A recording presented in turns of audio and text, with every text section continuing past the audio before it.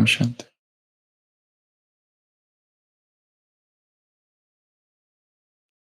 एक व्यक्ति अपनी कार लेकर जा रहा था, किसी गांव से गुजर रहा था और अचानक उसकी कार एक गड्ढे में फंस जाती है। वो बहुत कोशिश करता है उसे निकालने की, पर वो कार नहीं निकलती और बाजू में देखता है एक घर है, तो वो उस घर में जो व्यक्ति है उससे मदद मांगता है। व्यक्ति कहता है, हाँ, मेरा जो बादल है वो इसे निकाल देगा। गाड़ी वाला पूछता है, ये बादल कौन है? तो वो व्यक्ति कहता है, मेरा घोड़ा है। कहाँ है? खड़ा है। वो व्यक्ति उस घोड़े की तरफ देखता, घोड़ा एकदम बूढ़ा है, एकदम मरियल, एकदम उसके ऊपर कोई मांस नहीं, एकदम थका हुआ। तो वो गाड़ी वाला कहता है, क्या ये निकाल लेगा? वो व्यक्ति कहता है, हाँ बिल्कुल निकालेगा। वो गाड़ी को रस्सी से बांधता है और वो घोड़ा आगे, और फिर वो घोड़े का मालिक चिल्लाता है, बादल खींचो, खींचो। और फिर कहता है, शेरा खींचो, अजीता खींचो, खींचो। ऐसे अलग अलग नाम लेता है।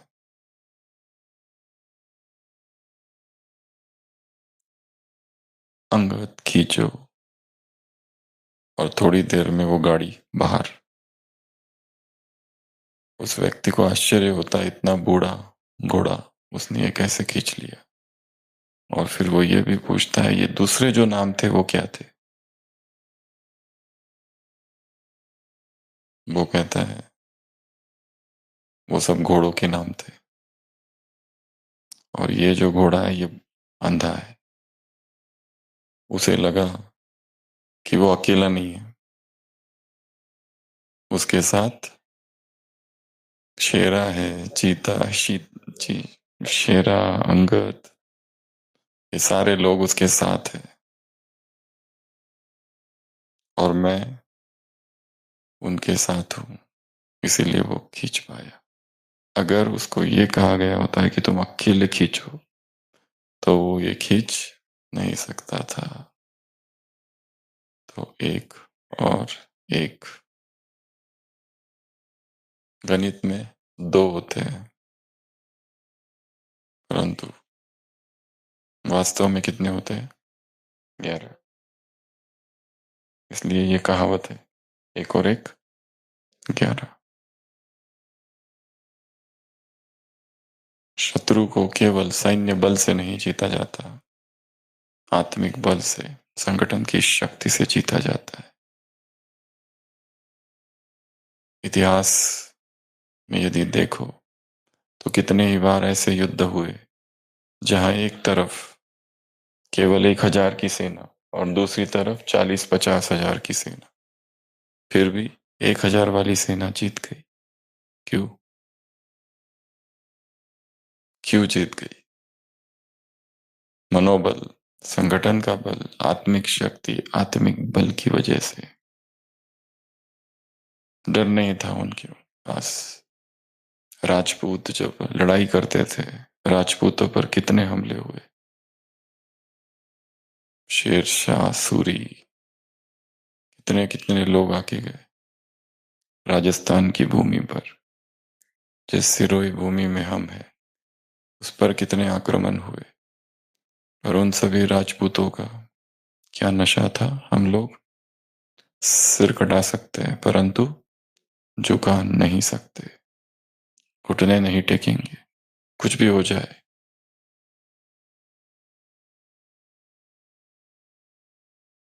तो उनके पास क्या था?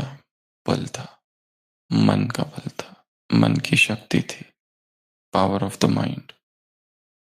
चाहे कितना भी बड़ा शत्रु क्यों ना हो, यदि आत्मिक बल श्रेष्ठ है तो शत्रु को परास्त किया जा सकता है। राजपूत, जब उन्हें पता है हम हारने वाले हैं, इतिहास में कितनी बार हुआ है जब उन्हें पता था हम हारेंगे, और क्यों हारेंगे? क्योंकि बहुत कम है, 1000 लोग हैं बस, और शत्रु 50,000 है, पर फिर भी लड़ाई की। पटरानियों को आदेश कहो या उनका वो नियम था कि पटरानियों को तैयार करो जौहर के लिए। जौहर द्वार होता था और उसमें सारे एक साथ कूद जाते थे। शील और आत्मसम्मान, तो संगठन में वो शक्ति है, संगठन में वो बल है, पावर है। और अगर संगठन टूटता है, एक भी ट्रेटर बनता है, देशद्रोही बनता है, तो क्या होता है? हार हो जाती है। और ऐसा भी कई बार हुआ है।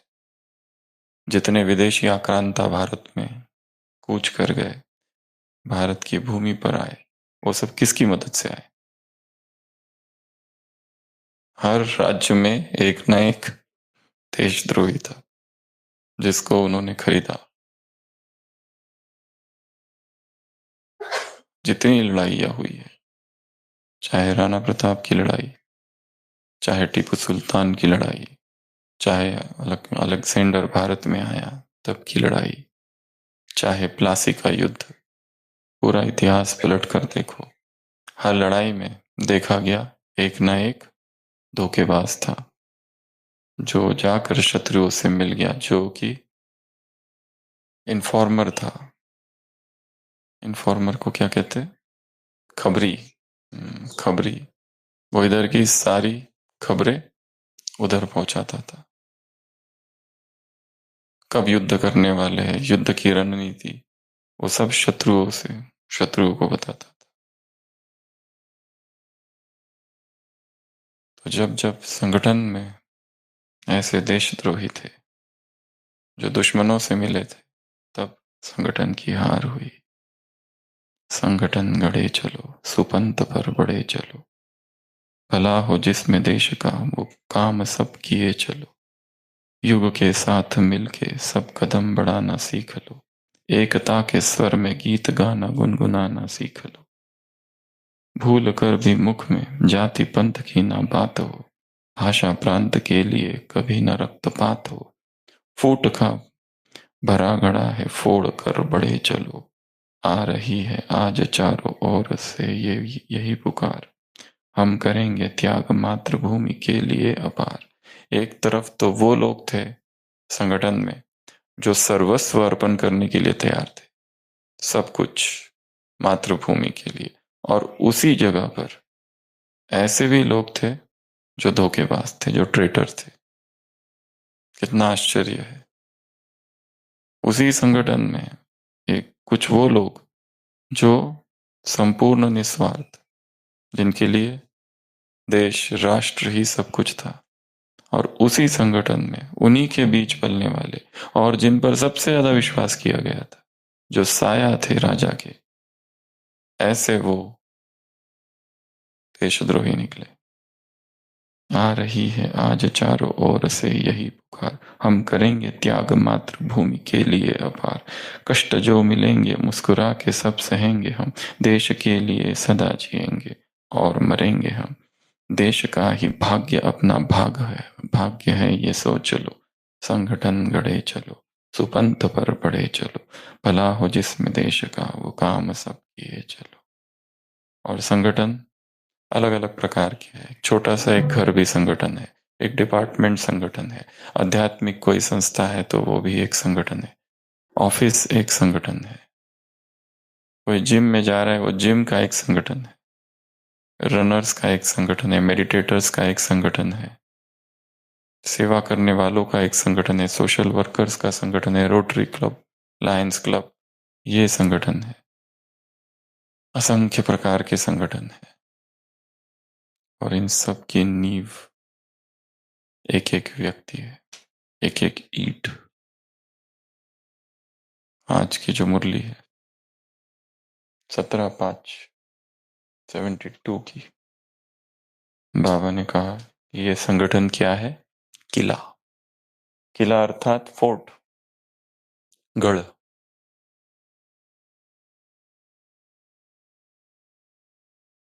पुराने जमाने में किले बनाते थे, किस लिए? कई सारे कारण थे। शिवाजी महाराज जो थे, उन्होंने 111 किले बनाए थे 35 सालों में, गढ़। उसके कई सारे कारण थे।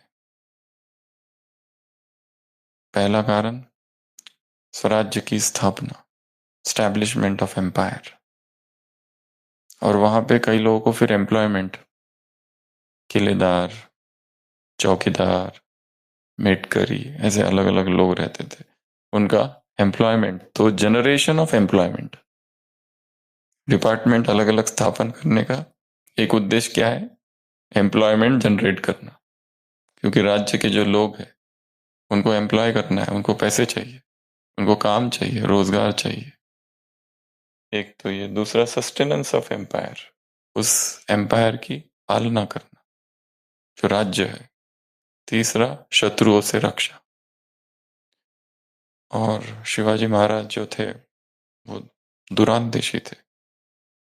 उनको पता था कि औरंगजेब भारत में है और वो एक न एक दिन महाराष्ट्र में आएगा और मराठा साम्राज्य को चुनौती देगा। इसलिए ये सब किले बना के रखे सुरक्षा के लिए, और बहुत बड़े बड़े किले, और बहुत अलग अलग जगह पर, दूर दूर। तो किलों से बहुत सारे फायदे हैं। तो बाबा ने कहा आज की मुरली में, ये क्या है? संगठन का किला है। जैसे वो लोग किले बनाते हैं ताकि दुश्मन दूर रहे, तुम भी किला बनाओ ताकि दुश्मन दूर रहे। और इस संगठन पर अटेंशन, इस संगठन का एक प्रेशर उदाहरण दिया, एयर प्रेशर, फोर्स, प्रेशर, ऐसे ऐसे शब्द है मुरली में।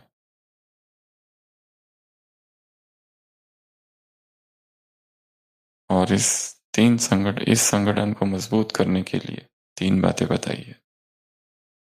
आरएसएस, आरएसएस, आर फॉर रूहानियत, आर अर्थात रूहानियत। तो पहली बात है रूहानियत, दूसरा स्नेह, और तीसरा स्वच्छता। तो स्नेह और स्वच्छता, बाबा ने कहा ये तो रहता ही रहता है, इसमें कोई बड़ी बात नहीं है। स्नेह तो बाकी संगठनों में भी स्नेह होता है, स्वच्छता वहां पर भी होती है। आप ऐसे दूसरे आध्यात्मिक संगठन है वहां पर भी जाओ, अलग अलग जगह पर, आर्ट ऑफ लिविंग बेंगलोर में, वहां जाओ तो कितना बड़ा उनका संगठन है। ऐसी जो भी संस्था है, चिन्मय मिशन, रामकृष्ण मिशन, ये जो भी संस्था है, उनके बड़े बड़े संगठन है, बहुत ज्यादा स्वच्छता है, डिपार्टमेंट्स है अलग अलग। तो बाबा ने कहा ये दो तो है ही, आवश्यकता किसकी है अभी ज्यादा? रूहानियत की, अलौकिकता की। कोई भी आए तो उसे पता चले, उसे अनुभव हो कि ये साधारण काम यहाँ नहीं हो रहा है, अलौकिक काम हो रहा है। ये परमात्मा भूमि है, या अवतरण भूमि है, कर्म भूमि है, चरित्र भूमि है। इस भूमि में बाप की प्रत्यक्षता हो, ऐसा वो अनुभव करे। ऐसी रूहानियत, ऐसी दृष्टि, वृत्ति, चलन, चरित्र, सब कुछ दिखाई दे सबसे। तो आवश्यकता किसकी है? अलौकिकता को बढ़ाओ, स्नेह का घेराव डालो। जैसे वो लोग घेराव डालते हैं तो आकर्षित होता है, यहां पर भी स्नेह का घेराव डालो। स्वच्छता तो है ही है, और प्रत्यक्षता हो। विस्तार को ना देखे, विस्तार को देखते हुए किससे आकर्षित हो? बीज से।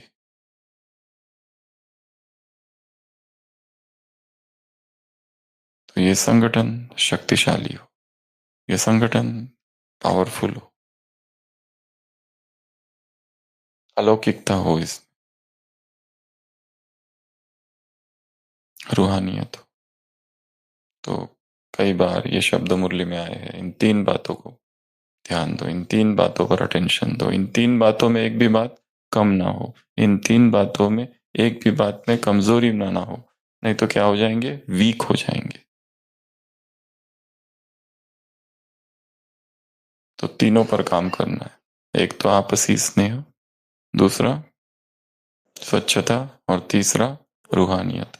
और संगठन में रहते रहते धीरे धीरे आपसी प्रेम कम हो जाता है, मनमुटाव, एक ही डिपार्टमेंट में 10 लोग काम कर रहे, धीरे धीरे सबके गुण नहीं दिखाई देते, फिर जैसे जैसे समय बढ़ता जाता है अवगुण स्पष्ट होते हैं, और फिर पता चलता है हम कितने अंधेरे में थे।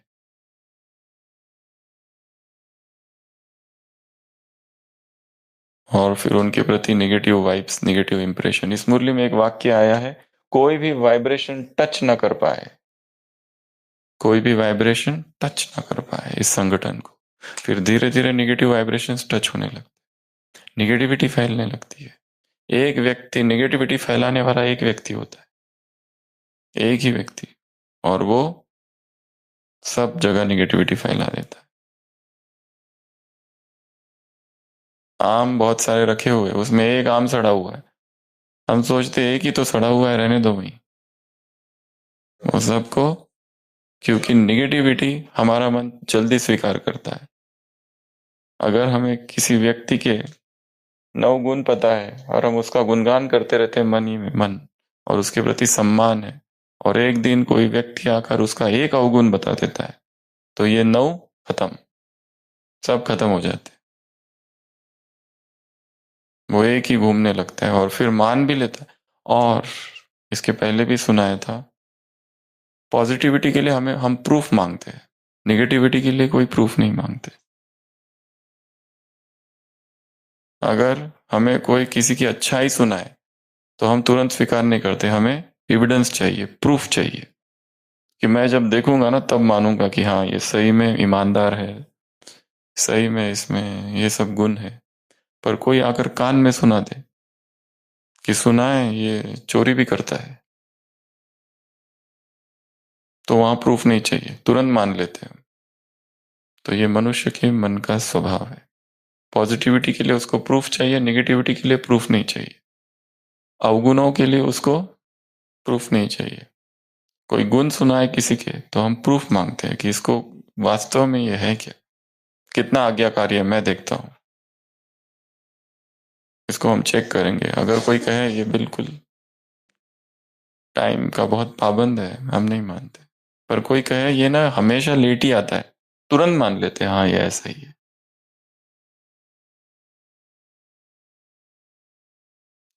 कोई कहे कि ये बहुत सत्य बोलता है हमेशा ही, हमारा मन स्वीकार नहीं करता। पर कोई कह देना इसको कई बार झूठ बोलते हुए देखा है, उसने देखा है, हमने नहीं देखा, तुरंत मन स्वीकार। एक निगेटिविटी विष की तरह है जो पूरे अमृत के घड़े को खराब कर देती है। तो इस संगठन के लिए बहुत सारी बातें हैं, आज हम ऐसी 18 बातें देखेंगे गैदरिंग की।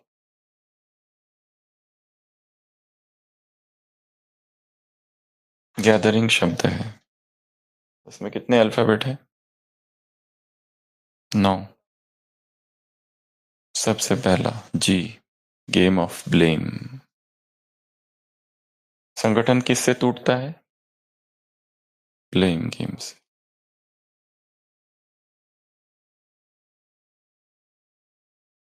एक दूसरे को ब्लेम करना, इसने किया, इसने किया, इसने किया, इसकी वजह से हुआ। इससे क्या होता है, एक निगेटिव एटमॉस्फेयर क्रिएट होता है। और जैसे पॉजिटिव एटमॉस्फेयर एटमॉस्फेयर एक सूक्ष्म शक्ति है, एक बल रहता है, उसी तरह निगेटिव एटमॉस्फेयर भी एक सूक्ष्म शक्ति है जो कि निगेटिविटी फैला देती है मन में। ओवरऑल शक्ति कम हो जाती। जैसे एक काल्पनिक कहानी बताते, एक फ्लाइट जा रही थी, क्रैश हो जाती है, और जितने फ्लाइट में लोग होते हो 200-300 एक जगह गिरते हैं, पहुंचते हैं, और वहां पहुंचकर उनको पता चलता है कि ये नर्क है। परंतु वहां सुख सुविधा इतनी ज्यादा होती है कि कुछ समय के बाद वो भूल ही जाते हैं। जिसने अपने जीवन में जो इच्छाएं की थी वो सारी इच्छाएं वहां पूर्ण होने लगती है। वहां अलग अलग काउंटर्स होते हैं, अलग अलग काउंटर पर एक एक दैत्य राक्षस उनकी सेवा में हाजिर होता है। जो चाहिए वो, खाने पीने की सारी चीजें हैं, हर चीज है वहां पर। वो तो भूल ही जाते हैं कि हमने पहले देखा था कि यहाँ नर्क का द्वार लगा हुआ है। परंतु वो घुल मिल जाते हैं, और सारे सुखों की, भोगों की सारी वस्तुएं, सामग्री वहां होती है। और एक दिन अचानक वहां एक डे अनाउंस होता है, डे ऑफ कंप्लेंट। अगर किसके पास कोई कंप्लेंट है तो वहां बताओ काउंटर पर। तो काउंटर पर एक राक्षस होता है, अब नोट करते हुए। तो वो सारे लोग वहां पहुंचते हैं और कहते हैं, पता नहीं क्यों यहाँ सब कुछ तो ठीक है, पर हमारी शक्तियां कम हो रही है। पता नहीं क्यों हम एक दूसरे से दूर दूर जा रहे हैं। पता नहीं क्यों मन में खुशी नहीं रहती।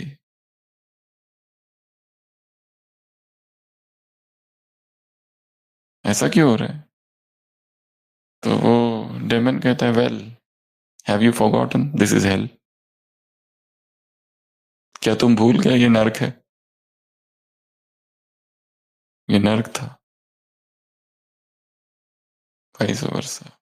और जब ये सब होने लगे तब समझ लेना नर्क बन रहा है। शक्तियां कम हो रही है, संगठन की पावर कम हो रही है, एक दूसरे पर दोषारोपण ही चलता रहता है दिन भर। इसने ये किया, उसने वो किया, उसने वो किया। इतनी मुरलियां पढ़ो, इतना ज्ञान अर्जित करो, अमृत वेला करो, सब करो, और 10 मिनट नेगेटिविटी सुनो, सब खत्म। क्योंकि जो रूहानियत के सूक्ष्म वाइब्रेशंस है मन में, वो नष्ट हो जाते हैं।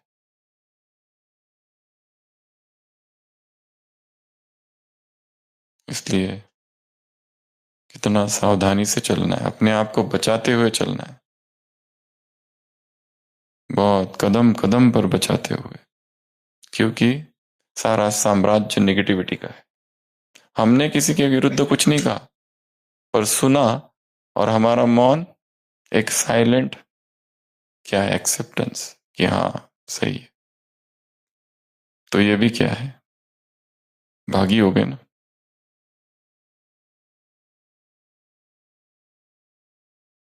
एक राजा ने भोज रखा, और भोज का जो मुख्य पात्र था जिसमें कुछ बन रहा था, ऊपर से एक चील जा रही थी, उसके चोंच में सांप था। वो सांप गिरा, उसमें गिर गया, किसी ने देखा नहीं, वो पक रहा था, वो पक गया भोजन। और बाद में कई सारे ब्राह्मणों को बुलाया गया, सबको खिलाया गया, सब मर गए। दोष किसका? राजा का, पकाने वाले का, चील का, सांप का, खाने वाले का।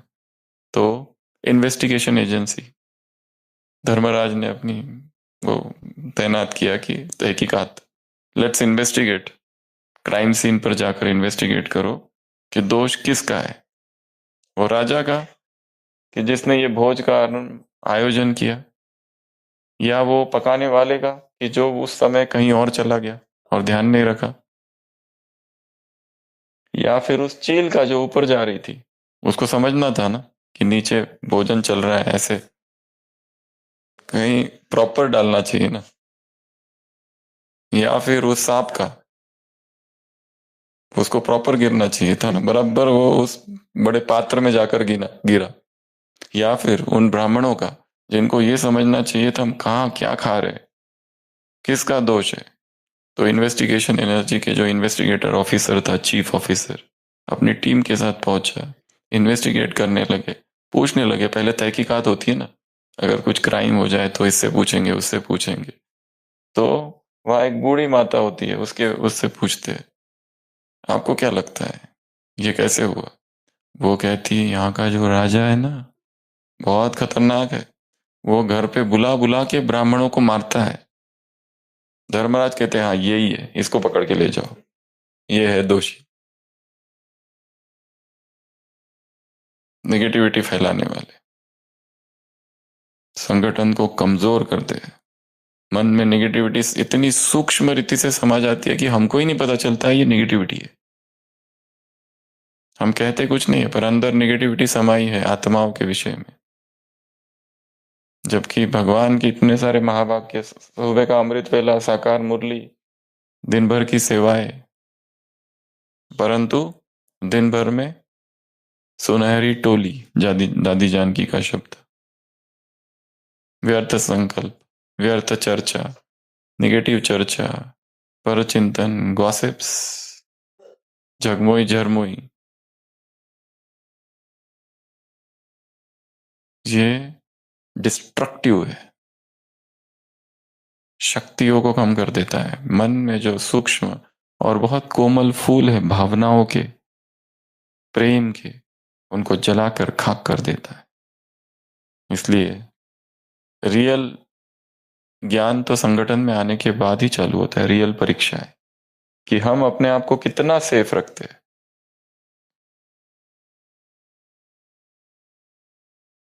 क्योंकि ये सब जगह होगा, किसी भी संगठन में जाओ, वो बुद्ध का संगठन हो, महावीर का संगठन हो, हर संगठन शुरुआत से देखो, शुरुआत से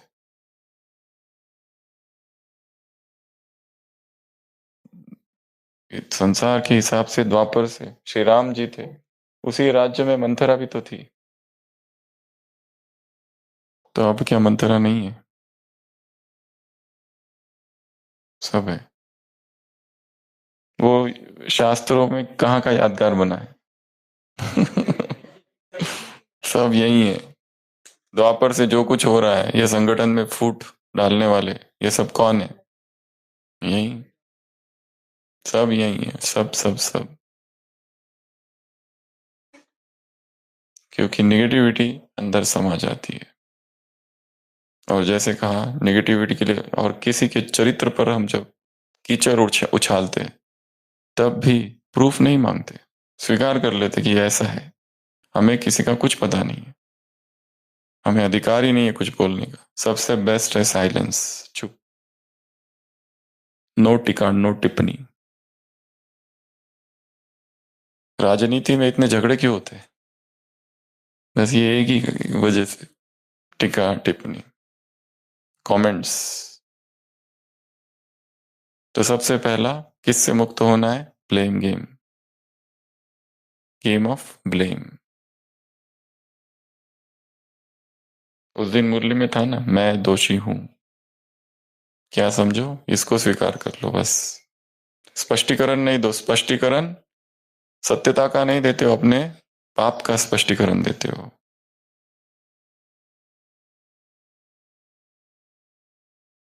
पहला ब्लेम गेम से मुक्त। दूसरा है प्रिंसिपल ग्रेटिट्यूड, धन्यवाद का भाव रखना। एक जो हम प्रकृति के प्रति धन्यवाद करते हैं, परमात्मा के प्रति धन्यवाद करते हैं, ब्राह्मण परिवार के प्रति धन्यवाद करते हैं, यज्ञ के लिए धन्यवाद करते हैं, परंतु एक एक आत्मा के प्रति धन्यवाद सेपरेटली। अमृत वेला ये भी अभ्यास करना है, सभी को देखना है। एक नजर जो जहां रहता है, जिस संगठन में रहता है, जैसे 100 लोगों का संगठन है, नजर घुमाओ। जैसे हम लोकेशंस पर जाते हैं ना, तो उस लोकेशंस में कौन कौन काम करते हैं, एक चक्कर वहां लगाओ, चालू करो, एक एक एक एक एक एक एक एक एक एक एक एक एक एक, वहां कौन कौन से लोग हैं। हम सूक्ष्म में भी उनके प्रति एक धन्यवाद का भाव निर्माण करें, तो सारे दिन भर जब वो लोग मिलेंगे, तो अचानक और स्वतः जो नेगेटिविटी आती है वो नहीं आएगी। कि इसका धन्यवाद, उसका भी धन्यवाद, भले बहुत ही छोटी सी सेवा की है, छोटा सा काम किया है, पर किया तो है। नहीं तो यही काम करने के लिए बाहर जाओ, कितना टाइम लगता है, इस व्यक्ति ने कितना जल्दी करके दिया। इसलिए हर एक का धन्यवाद। तो जी फॉर दो बातें, गेम ऑफ ब्लेम और दूसरा धन्यवाद। हर का, हर एक का, स्पेशली जिस संगठन में हम रहते हैं वहां तीसरा ए, एप्रिसिएशन। एप्रिसिएशन अर्थात प्रशंसा। हर एक में कुछ तो है ही और कुछ ना कुछ अच्छा तो करते ही है, तो उसकी छोटी सी छोटी बात की क्या करनी है, प्रशंसा करनी है, बहुत अच्छा है।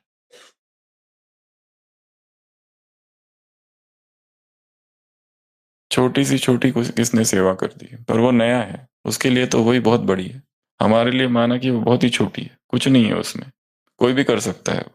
फिर भी तारीफ, प्रशंसा, एप्रिसिएशन, ये उसमें क्या भरेगा, उस आत्मा में बल भर देगा, शक्ति भरेगा। अभी उसे पता नहीं, पर बाद में 10 साल के बाद उसे पता चलेगा ना कि ये जो मैंने किया था ये तो कुछ भी नहीं था, कोई भी कर सकता था, फिर भी मुझे इतनी छोटे से काम के लिए इतनी तारीफ मिली थी। तब वो कुछ ना कुछ सीखेगा। छोटे छोटे बच्चे बहुत सीखते हैं, फिर जब उनको पता चलता है आगे जाकर वो सीखेंगे। तो संगठन की शक्ति का एक नींव क्या है, एक ईंट, ये सब ईंटें हैं। एप्रिसिएशन।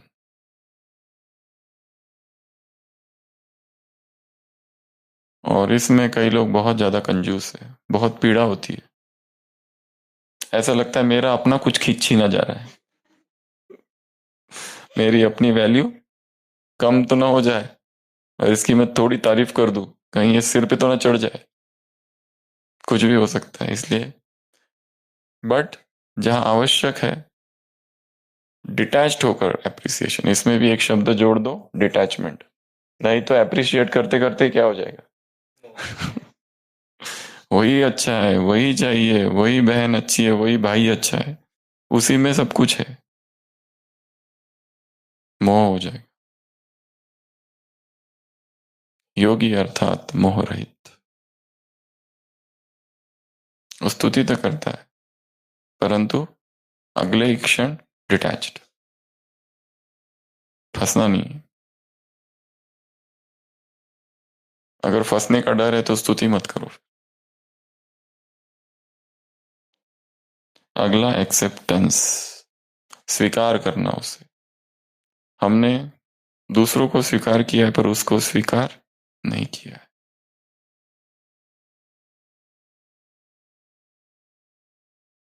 एक दूसरे को क्या करना है, स्वीकार करना है, जो है जैसा है। क्योंकि, क्यों स्वीकार करना है, क्योंकि एक ही कारण है, भगवान ने उसको स्वीकार किया है। I accept you with all your faults and feelings and imperfections. ढेर सारी, ढेर सारे अवगुणों के साथ उसको स्वीकार किया है भगवान। और एक कारण, उसने हमको भी तो स्वीकार किया है। हम क्या सर्वगुण संपन्न बन के निकले थे क्या। उसने हमें भी तो स्वीकार किया है, हमारे सारे अवगुणों के साथ। जैसे उसमें एक अवगुण है, ठीक है, और वो बहुत बड़ा है, हम में भी तो कोई ना कोई अवगुण है, और हो सकता है उससे भी बड़ा है, वो तो माफ भी किया जा सकता है, हमारा तो प्यूरिटी से संबंधित है। तो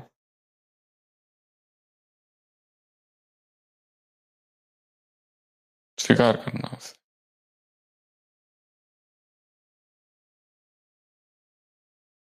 no flock that range this valley I condemn to slaughter. Taught by the power that pities me, I learn to pity them. एक लेखक लिखता है, जानवरों को के लिए कह रहा है, नॉनवेज के लिए वो कह रहा है कि मेरे ऊपर भी एक शक्ति है जो मुझ पर दया करती है, इसलिए मैं उन पर दया करता हूं। No flock that range this valley to slaughter I condemned. मुझे कोई एतराज नहीं, मैं उनको मार के खा सकता हूं, ये जो पशु पक्षी है जिनको लोग खाते हैं। No flock that range this valley, इस वादी पर जितनी ये भेड़ बकरियां जो भी घूम रहे हैं, मैं खा सकता हूं, मुझे कोई प्रॉब्लम नहीं है। But taught by the power that pities me, मेरे ऊपर एक शक्ति है जो मुझ पर रहम करती है, I learn to pity them.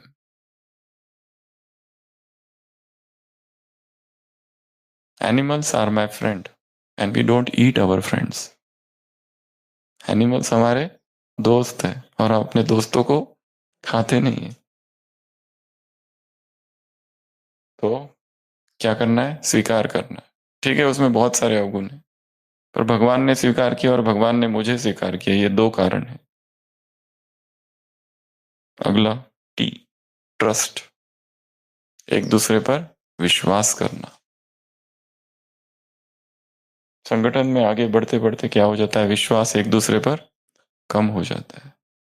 परंतु कुछ कुछ ऐसी आत्माएं होती है कि उनमें उतनी शक्ति नहीं है। ठीक है, सूरज भाई जी ने एक उदाहरण दिया था बहुत पुरानी क्लास में, कभी जब वो नए नए आए थे, तब एक भाई आया था, उसकी थोड़ा मतलब बुद्धि कम थी, तो उसको कुछ चावल वगैरह बनाने के लिए कहा। कौन था पता नहीं, तो उसको उतना ये और उतना वो, पहली बार बनाया गड़बड़ कर दिया पूरा, फिर उसके सेकंड टाइम वापस कहा फिर से गड़बड़ कर दिया, तीसरे बार कहा फिर से गड़बड़ कर दिया। फिर पता चला कि ये आत्मा की ये कैपेसिटी नहीं है, वो ये नहीं समझ पाता है कि कितना डालना है क्या डाल, उसको दूसरी सेवा दे दी फिर। डन। कौन था पता नहीं उसमें वर्णन तो नहीं था क्लास में। तो हर आत्मा की अपनी एक बुद्धि की क्षमता है। आप ये नहीं कर सकते कि तुम ना अभी 1 घंटा भाषण दे दो, उसके बाद ना फिर 1 घंटा सेवा कर लो, और उसके बाद फिर ये पार्टियों को समझा दो, और उसके बाद जो समय मिले ना उसके बाद में किचन में जाके सेवा करना, और फिर मेरे लिए थोड़ी और सेवा करना। ऐसी 5 काम दे दिए उसको। अब उसका काम है यहाँ से, उसकी बुद्धि इतनी है कि यहाँ का सामान वहां रखना है बस, इससे ज्यादा उसको ज्यादा समझता नहीं। ये बुद्धि वाले काम जो है ना, ये जहाँ कैलकुलेशंस है, ये करना वो करना, ऐसे 6 काम एक साथ दे दिए उसको, एक भी याद नहीं। और फिर हम एक्सपेक्ट करते तुम करते क्यों नहीं? तुम्हारा प्यार कम है क्या बाबा के साथ? प्यार कम नहीं है, प्रॉब्लम तुम में है उसमें नहीं है। यू हैव टू अंडरस्टैंड कि ये जो व्यक्ति है इसकी इतनी क्षमता है, इसका इतना ही काम किया जा कर सकता है, इससे ज्यादा वो नहीं करेगा। अगर कराना है उससे तो उसको ट्रेनिंग दो, फिर अपना टाइम निकालो, रात्रि पाठशाला, उसके साथ बैठो। फिर आप ये नहीं कह सकते उसको ये लो स्पीड रीडिंग से मुरली पढ़ लो, वो बेचारा अपना आज, बाप, दादा, ये ऐसे पढ़ता है, कैसे एक्सपेक्ट करोगे उससे? उसको पहले हिंदी की ट्रेनिंग दो।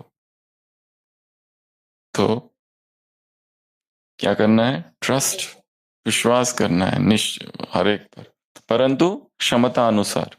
अगर आपको लगता है ये कुछ आगे बढ़े बहुत, फिर उसको ट्रेनिंग दो आप। प्रॉब्लम आपका है, अगर स्टूडेंट फेल होते हैं तो प्रॉब्लम स्टूडेंट्स का नहीं है, टीचर का है। जिस स्कूल का रिजल्ट बहुत पुअर आ रहा है, तो ब्लेम किसको जाता है? प्रिंसिपल को जाता है।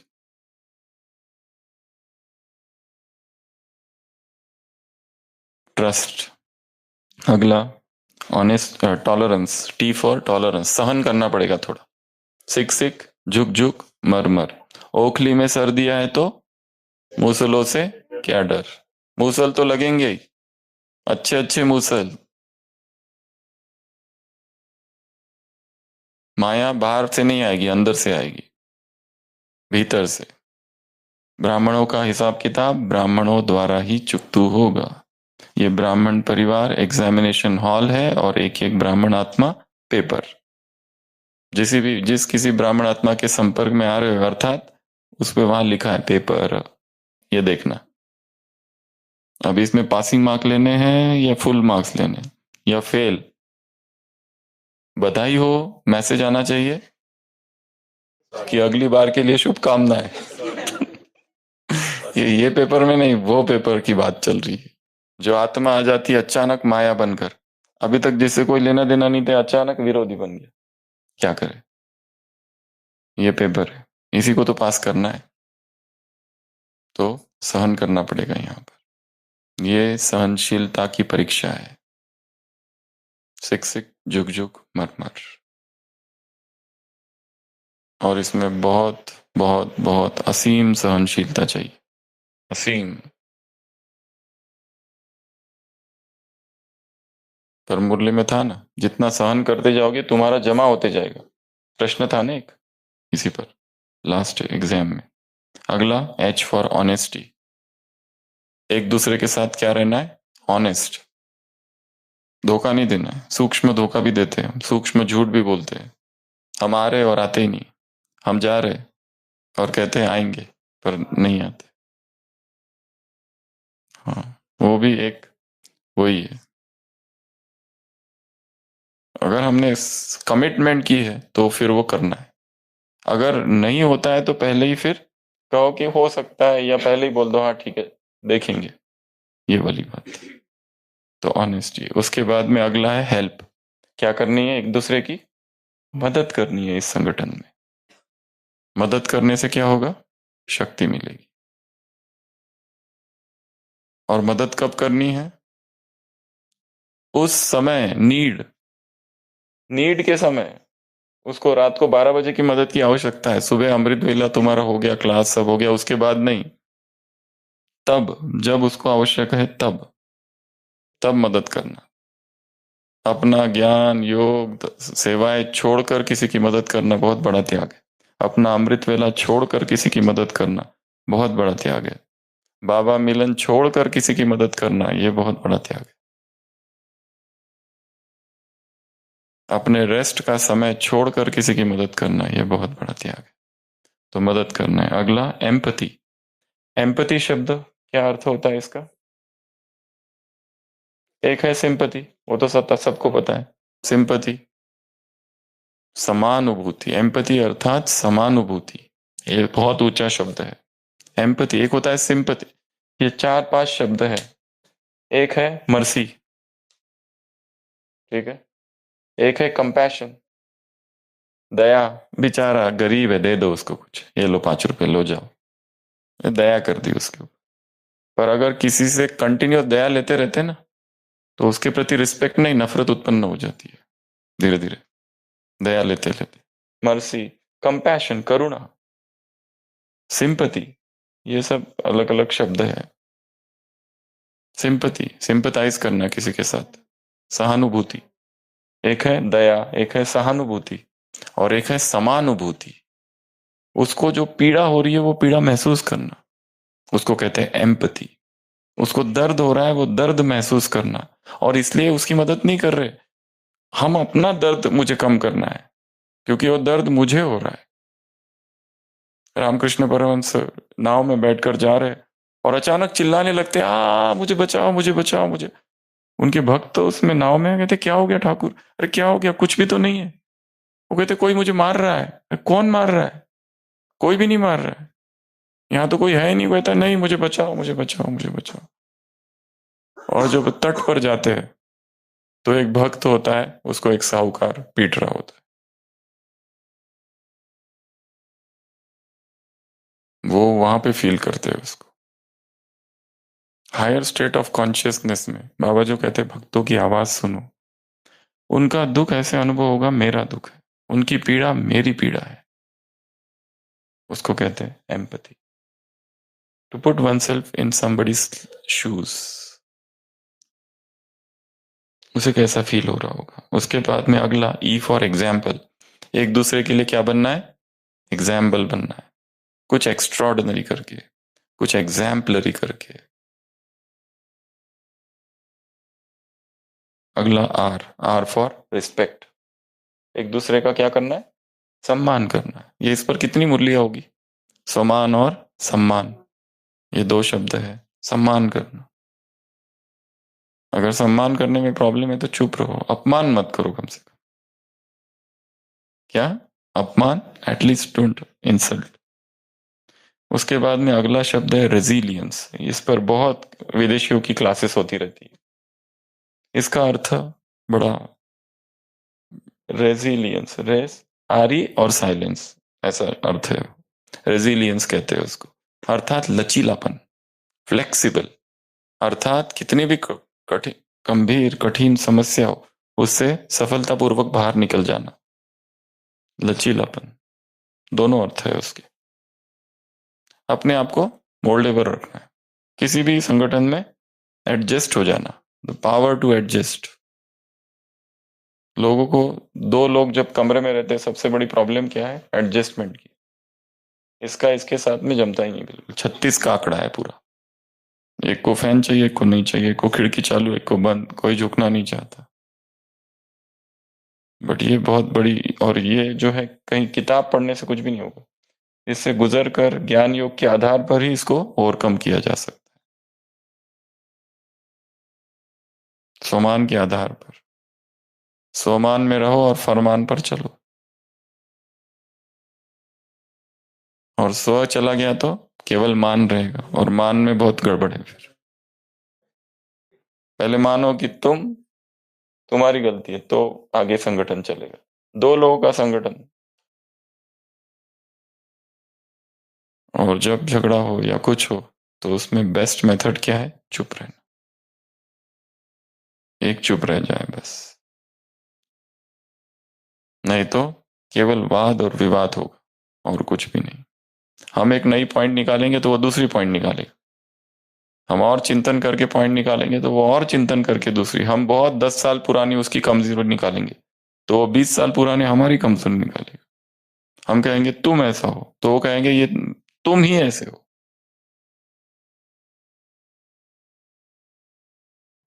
अगला, इंस्पिरेशन। एक दूसरे के लिए क्या बनना है? प्रेरणा। प्रेरणा बनना है, प्रेरणा देनी है, या फिर दूसरों को इंस्पायर करना है। अगला, इंटीग्रिटी, अखंडता। इस संगठन की क्या हो? एक अखंडता हो। अगर कुछ टूटते हुए दिखे भी तो चुप रह जाना, हम उसका हिस्सा नहीं बनेंगे। संगठन की अखंडता। अगला, नो रेसिंग और जेलसी। रीस नहीं करनी है, जेलसी नहीं करनी है। किसी को बहुत सारी अपॉर्चुनिटीज मिल रही है और हमको नहीं मिल रही है।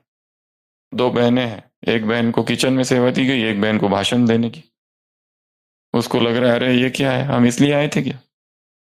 ये अच्छा भाषण दे रहे। अब भाषण देने वालों को तारीफ होती है, पर ये मत समझना जो तारीफ हो रही है उसके साथ और भी बहुत सारी चीजें होती है। अहंकार भी आता है, तारीफ करने वाले आज तारीफ करेंगे, कल गालियां भी देंगे, सब है उसमें। और सब अल्पकालीन है। पब्लिक की जो मेमोरी है बहुत ही शॉर्ट है, मेमोरी पावर बहुत कम है पब्लिक की। आज तारीफ करेंगे, कल गालियां देंगे, कोई भरोसा नहीं है पब्लिक का, इसलिए अच्छा ही भूल जाएंगे। Good that the man does is entered with the bones, the bad remains. Shakespeare का बुक है जूलियस सीजर। मार्क एंटनी, भाषण है, ऐतिहासिक भाषण है मार्क एंटनी का। जूलियस सीजर मरा हुआ है, उसके डेड बॉडी के सामने पूरी सभा को, पब्लिक को भड़काता है। वो कहता है कि एक व्यक्ति जो भी अच्छाई करता है वो उसके कब्र में दफन हो जाता है, और उसकी बुराई जो रहती है ना वो बाहर लोग याद रखते हैं बस। और ये सत्य है, ऐसा ही करते हैं, इसलिए सावधान। और इसके पहले भी कहा है, कौन सी सेवा कर रहे हैं उसका महत्व नहीं है, किस भाव के साथ की जा रही है। चाहे वो पोछा लगाने की सेवा हो और दूसरी तरफ कोई लाखों के सामने भाषण दे रहा है, ये मत समझना उसको ज्यादा दुआएं मिल रही है। हो सकता है उसके हिसाब किताब ज्यादा है। उसके हिसाब किताब ज्यादा है, तो हिसाब तो उसको वहां चुप तो करना ही पड़ेगा ना। तो क्या कहा? इंटीग्रिटी, हाँ, नो जेलसी, जेलसी नहीं होने। आगे जा रहा है जाने दो, तुमको क्यों चिंता हो रही है? और आगे किस में जाते हैं? आगे जाना ये तो सब आंतरिक है। अंतर कितना निर्विकार हुआ है चित्त, जो जितना निर्विकार है वो उतना आगे है। आगे तो बहुत है, पर डर है, इनसिक्योरिटी है। जितने बड़े बड़े लोग हैं, फिल्म एक्ट्रेसेस, एक्टर्स, शांति से बैठ सकते हैं कैसे ध्यान लगाकर? बाहर जा सकते हैं आराम से, जैसे आपको कहा कि नक्की पे घूम के आओ, कैसे आराम से घूम के आते हो? और कोई बड़ा बहुत बड़ा फिल्म स्टार हो और वो जाए नक्की पे घूमने, प्रकृति को एंजॉय कर सकेगा क्या? लोग पागल कर देंगे।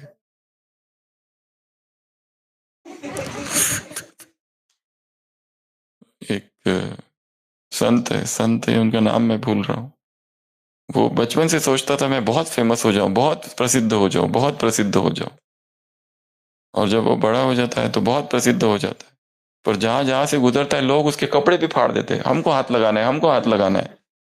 उसको चलने नहीं देते, चलना मुश्किल है उसके लिए, सिक्योरिटी गार्ड्स चाहिए। जेड प्लस सिक्योरिटी, क्योंकि दुश्मनों की कमी नहीं है। कुछ भी कर सकते हैं।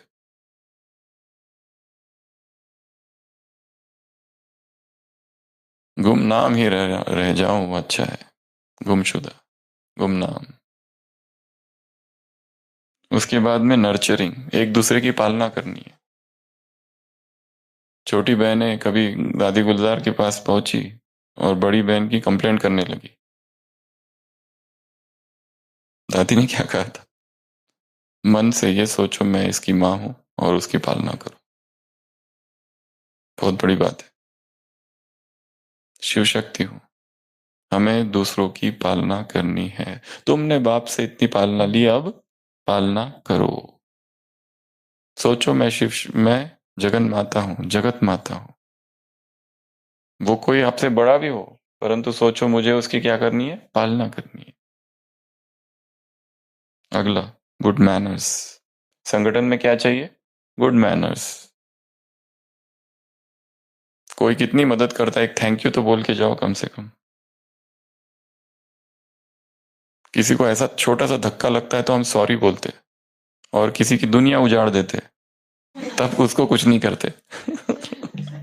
उसको पुरुषार्थ के शिखर से नीचे गिरा दिया बेचारे को, तब सॉरी तो दूर ही, उसमें खुशी है कि हम राइट है। Good manners, etiquettes, table manners, room manners, washroom manners, room man, बहुत सारी अलग अलग इटिकेट्स है। छोटे छोटे छोटे छोटे हैं पर बहुत इंपॉर्टेंट है। मोबाइल रखा हुआ है, किसी का मोबाइल देखना, किसी की बैग देखना, किसी की चीजों को हाथ लगाना, बिना परमिशन के कमरे में घुसना, बिना नॉक किए, ये सब छोटी छोटी चीजें हैं, बट विदेश में इनका बहुत ज्यादा इंपॉर्टेंस है। भारत में इतना थोड़ा कम है, चलता है। टेकन फॉर ग्रांटेड, अपना ही है। यहाँ तो दूसरे की थाली से भी कुछ निकाल लेते हैं, अपनी थाली है। कपड़े, सब कुछ। हाँ हाँ। टेकन फॉर ग्रांटेड, सब अपना ही है। पर मधुबन का एक ही रूल है, सब अपना है और अपना कुछ भी नहीं है। दोनों चीजें, सब अपने हैं और अपना कोई नहीं है।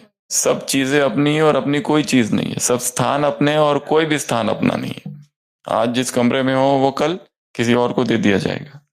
इसलिए ये भी नहीं समझो ये मेरा ही कमरा है, मैं इसी में रहूंगा और कोई इसमें आ नहीं सकता। कोई स्थान मेरा नहीं है, कोई वस्तु मेरी नहीं है, कुछ भी मेरा नहीं है, पैसे भी मेरे नहीं है। इसी को ट्रस्टीशिप कहते हैं। Last, guidance. एक दूसरे को क्या करना है? गाइड। पर जब गाइडेंस मांगे तब। जब कोई गाइडेंस मांगे तब गाइड करना है, जबरदस्ती गाइड नहीं करना है। अगर किसी को वास्तव में जरूरत है गाइडेंस की, क्योंकि यहाँ होता है, क्योंकि चलते चलते चलते चलते थकान आ जाती है। ये भी प्रश्न है आज की टेस्ट का। थकावट आ जाए तो क्या करो? आज की टेस्ट का प्रश्न है निखिलेश भाई। एक पे एक क्वेश्चन तो लीक कर दिया देखो। थकावट आ जाए तो क्या करो? थकावट आएगी तो इस संगठन को मजबूत करना है।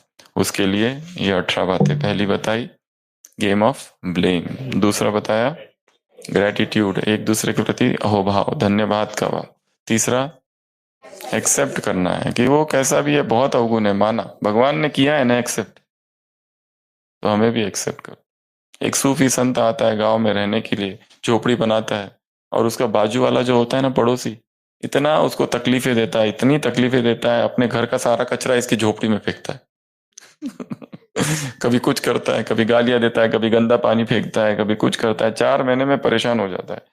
ये सूफी संत होता है, आखिर वो तो संत है, योगी है, तपस्वी है।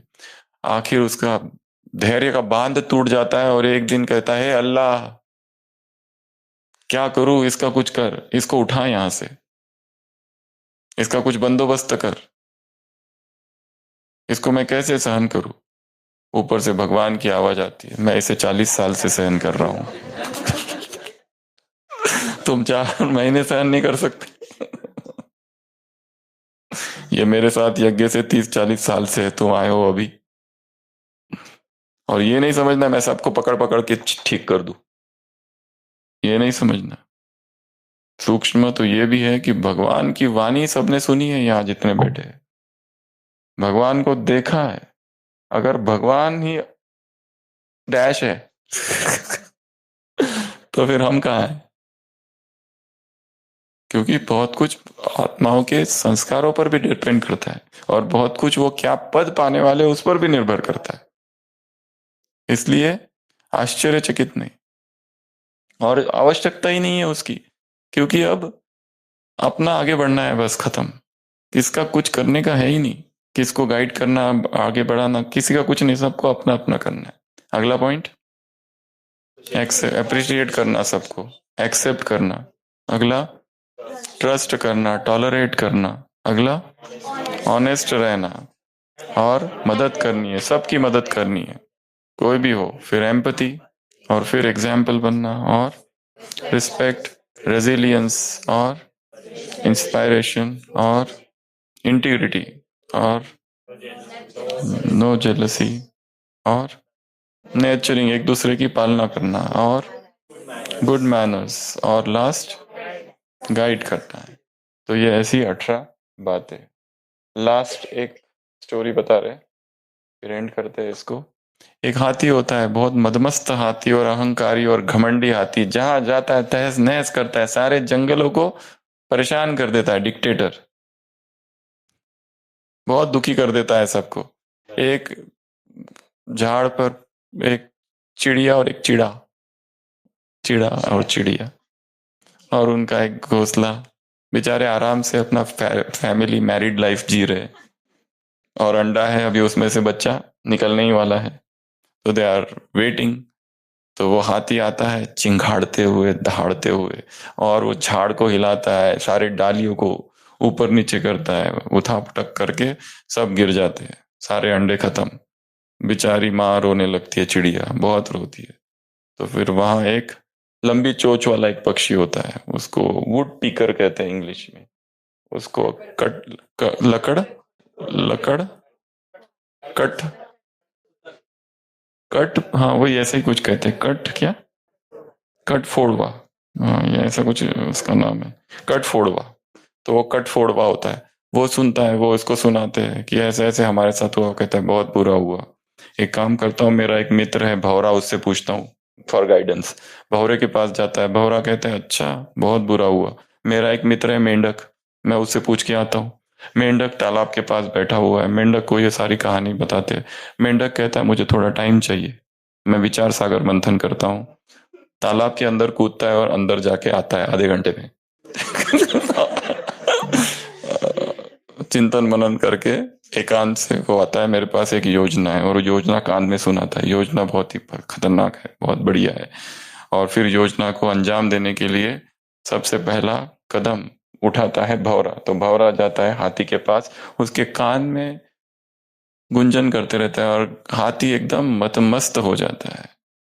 और उसी बीच में वो वुड पिकर आता है, अपनी चोंच से हाथी के दोनों आंखें फोड़ देता है। हाथी एकदम पागल सा हो जाता है, और ही गुस्सा आने लगता है उसको, अभी पर कुछ दिखता नहीं है, यहाँ वहां पेड़ों से टकराता है, लहूलुहान हो जाता है। और उसी बीच उसको फिर बहुत प्यास लगने लगती है, इधर उधर भागता है, और फिर वो जो सारे मेंढक होते हैं ना, वो सारी एक जगह पर टर्राने लगते हैं। और मेंढक, हाथी को लगता है जहां मेंढक होंगे वहां पानी होगा। वो धीरे धीरे वहां बढ़ता जाता है, एक जगह बढ़ते जाता है, और आवाज बढ़ती जाती है टर्राने की। और एक जगह आता है जहां पे सारे मेंढक होते हैं, गड्ढा करके रखते हैं वो लोग और हाथी गड्ढे के अंदर। तो संगठन के बल से दुश्मन को खत्म कर दिया। तो इस मुरली में भी बाबा ने दुश्मन की बात की है तो शक्तिशाली बनना है, संगठन गढ़े चलो, सुपंथ पर बढ़े चलो, भला हो जिसमें देश का वो काम सब किए चलो। युग के साथ मिल के सब कदम बनाना सीख लो, एकता के स्वर में गीत गुनगुनाना सीख लो। भूल कर भी मुख में जाति पंथ की न बात हो, भाषा प्रांत के लिए कभी न रक्त पात हो। फूट का भरा है घड़ा, फोड़ कर बढ़े चलो, संगठन गढ़े चलो। ओम शांति। और दूसरी जो मुरली है उसको रिवाइज कराना है आपको किसी भी मेथड से, शेप चार्ट या फ्लो चार्ट। एक मिनट इसको दिखा देते। वाह, वर्ल्ड एनवायरनमेंट डे, ये देख लो। कहाँ से आप? बरेली। क्या नाम? अक्षरा। ये अक्षरा बहन ने बनाया बरेली से।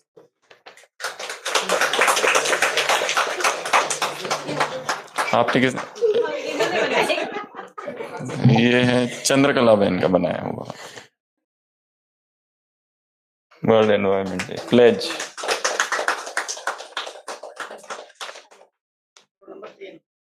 अच्छा अच्छा, और एक है। आप कहाँ से? हरियाणा से। क्या नाम? आर्यांश। ये आर्यांश भाई ने बनाया। ओम शांति। बहुत बढ़िया।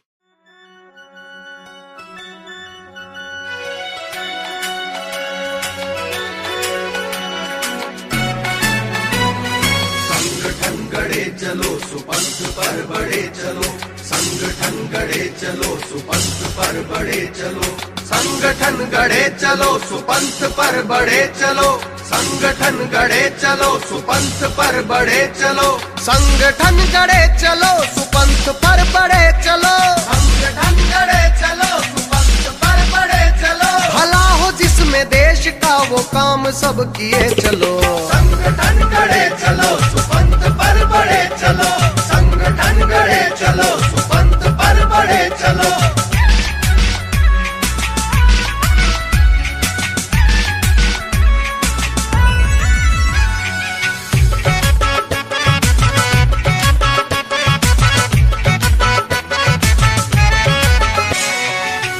साथ मिलके सब कदम बढ़ाना सीख लो,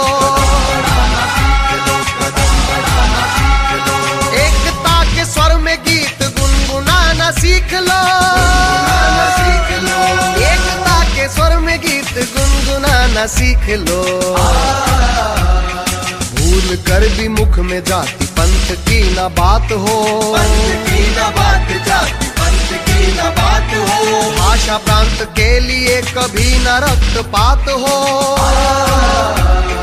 फूट का भरा घड़ा है, फोड़ कर बढ़े चलो, संगठन गढ़े चलो, सुपंथ पर बढ़े चलो, संगठन गढ़े चलो, सुपंथ पर बढ़े चलो, संगठन गढ़े चलो, सुपंथ पर बढ़े चलो, संगठन गढ़े चलो, सुपंथ पर बढ़े चलो, संगठन गढ़े चलो, सुपंथ पर बढ़े चलो।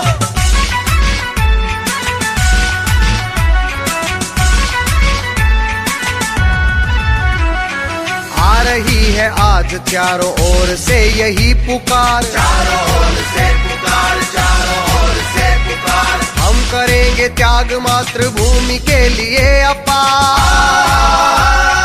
हम करेंगे त्याग मातृभूमि के लिए अपार।